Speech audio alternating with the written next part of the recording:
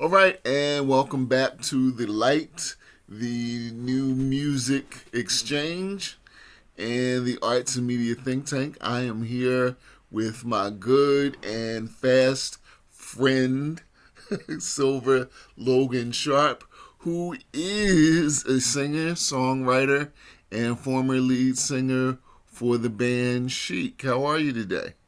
I'm great. I'm wonderful. I'm blessed. I am hopeful. Well, first of all, thank you for taking time out of your busy schedule to speak with us. I really appreciate that. Thank you for having me. And second of all, I don't say this all the time, but I really want to say this. Thank you for the great music over the years, and then thank you for the music that you're making now. Thank you. I appreciate that. You know, I uh, appreciate that. I'll be honest. If I were to write a song right about now, it would probably sound like something to the effect the lyrics would be, "I hate everybody and everything." Yeah, I got a few pages of lyrics like that somewhere in a book, but But it's not really what we need. no, it's not. And I've written a few angry black woman songs and a few, what the hell's going on songs, and it's just it's a weird time, and some of it is you know, invoked, for lack of a better description, Right, because it didn't have to be like this. right. And some of it is, repercussions maybe of actions. You know what I mean? You know what I mean? So, and Yeah. what I mean by that is, we take our planet for granted. We take our possessions and things for granted. I'm sorry, my I'm a dog mom, right? Okay. And usually, unlike kids, you can just say, "Go to your room, go sit down. Mom's busy." Not with a dog. And Not of with the course, dog. any other time he'd be sitting over there on his pillow, minding his business. But right now, he's like, "Yo, talk to me." So Gizmo is subject to make guest appearances. He's always on camera on the show. That's fine. But he's wearing a little collar on his neck. Okay. Don't ask. I, Anyway, so welcome to my world. Recording artist with a dog. He's even credited in one of my singles and in one of the videos. So that's how serious I am about my little animals. Some little trivia there that some people know about me and some people don't. But anyway, moving right along. but you know what? That's good because a lot of people have taken on rescue pets to help them Yeah, get through this yeah. this time that we're in, I encourage and they people. kind of lean Yeah, on each other. yeah, man. They're smarter than we think, and they bring comfort in a way. While they come with responsibility, like everything, so do Right, cars. you know, right, right, right. so does everything else we have. But in the scheme of things, I've always been that way. I've been that way my entire life. If I probably would have been a vet had I not, gone immersed into the entertainment industry. Okay, That's the other thing that kind of wakes me up at night. Is something that I want to do. I actually have a little plan, a written proposal for it's called Fund a Dream, Save a Pet. So you take a young budding artist and you give them a little bit of startup money, if you will, to get, EPK together and, things that you need. And then part of the proceed goes to helping a domestic animal, preferably that, say, outlived his owner or had to be surrendered because his or her owner is deployed, right. to the military. You know what I mean? I have a Yeah. little plan for the whole layout of. I want to do to animal shelters what Steve Jobs did to the cell phone and make them all, much more plush and a lot less jail-like for the Okay. animal and terrifying. But anyway, Yeah. Well, it's you a know what? passion of mine Side note. outside of music. Yeah, Well, side note. I do have several friends who have taken on service members' pets when they got yeah, deployed. yeah. They volunteered to. It's It's a thing. to take care of their pets. But if you're just tuning in, you're listening and checking out the new music seminar, and I promise you, we're going to talk some music Yes, if we if are. you I don't swear, mind. I don't mind. Of course Okay, we are. so Yes. let's say this first of all. The new single is "No More Color Lines."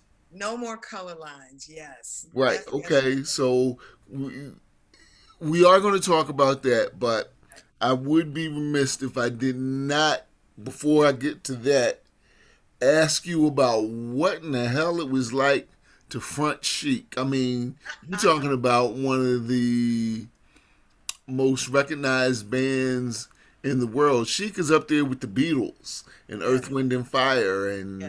Absolutely. the Jacksons. Yes, absolutely. Yeah. What a good question. It was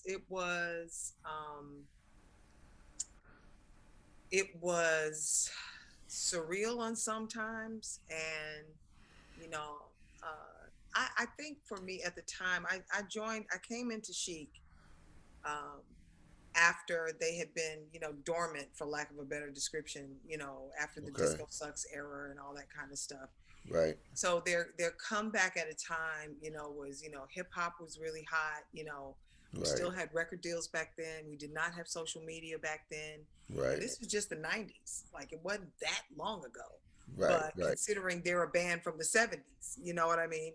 Yeah. But when I came into the band in the 90s, not only, was it a new record, Chic Mystique and Your Love were both two songs that went up the charts, in dance music world and new release world. And, you know, uh, I fortunately was able to be in the band for like 6 years with Niall and Bernard Okay. before he passed away, before Bernard passed away after a tour we had done in Japan in 1996.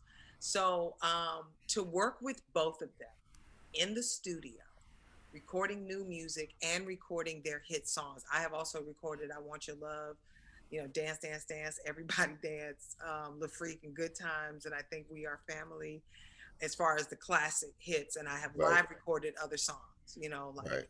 At Last I'm Free and songs Okay. like that. So to be able to deliver songs that people know and also sort of bring my thing to it was a humbling experience. And also, you know, it's like, oh, you're kind of just what they need, and they're definitely what you need. Like, I was a band girl Right. before I got to them. Right. So coming to them, young, hot, fresh, ready to go, they couldn't throw a song at me. I wasn't gonna knock out the park. I wasn't, Right. Right. Right. I was always, come on, come on, come on, because I realized it was a tremendous responsibility to not just front the band, and you couldn't be this little popcorn girl. You had to be, you had to earn this. You know what I'm Right. saying? Right. And much respect to Alpha Anderson, Lucy Martin, and Diva Gray, and Norma Jean Wright, and Fonzie Thornton, my brother, Luther Vandross, Michelle Cobb, Lorelei McBroom, whole bunch of amazing people who are a part of those sounds in that record. Right. So Fonzie came in. I think I was maybe, I don't know, fourth day on the job, and I had recorded songs like My Love's for Real and Chicism and stuff like that, Chic Mystique and something else. And then Fonzie came in and said, "I'm going to teach you everything you need to know about singing with these guys." And it was like, wow. So it was an opportunity that I was really ready for. Um, I had been in several bands. I had been in Gene Carnes school for a good 6 years. I was singing with Gene for a good 6 years or so. And in addition to fronting other bands and cutting my teeth, singing cover songs and stuff like that. So Right. I went there to represent, and I knew what I was getting myself into with having to deliver these songs and being able to sing in the pocket and lock into their style of double leads. You know what I Right. mean? Right. Right. So that's a style unto chic. Right. So and then Fonzie came and just sort of buffed me up like a good old piece of silver. Right. See what I did there? Okay. I see what and you did. and And so, it was a good fit from word go. It was a good fit the day I was hired. It was a good fit when they said, "Hey, can you start now?" And they had me singing everything. And so I was so happy that they loved my sound because they had listened to a lot of girls before I came on. A lot of girls. And Deanna Williams, radio goddess and industry goddess, said, "Hey, you need Sylver." And she connected us, and the rest is history. That she literally said, "Oh no, I have your singer. You need Wow. Sylver. You don't know Sylver?" He's Wow. like, "Who's Sylver?" He said, "Oh, this is your girl. Trust me, this is your girl right here." And Okay. they were on the phone and said, "Hey, when can you come to New York?" I was like, "Today." Back then, you could take a shuttle every half an Yeah. hour to Yeah. New York from DC. So anyway, that's a lot of information, but it was an honor. It's still an honor. I still uphold the legacy in my own show. I have a little chic bit. When they need me, they call me. Of course, nobody's gigging right now. Right. But every now and then I pop back in and go do a show or two with them for one reason or another. So Okay. we have a saying, once a chicster, always a chicster. So after 19 and a half, 20 years, you could say I'm a good chicster. Cool. Cool. If you're just tuning in, this is the New Music Exchange, and we're talking to veteran singer songwriter and former uh, front person for the legendary band Chic, Sylver Logan Sharp. We're going to take a quick break for radio, and when we come back, we're going to ask you about the new single.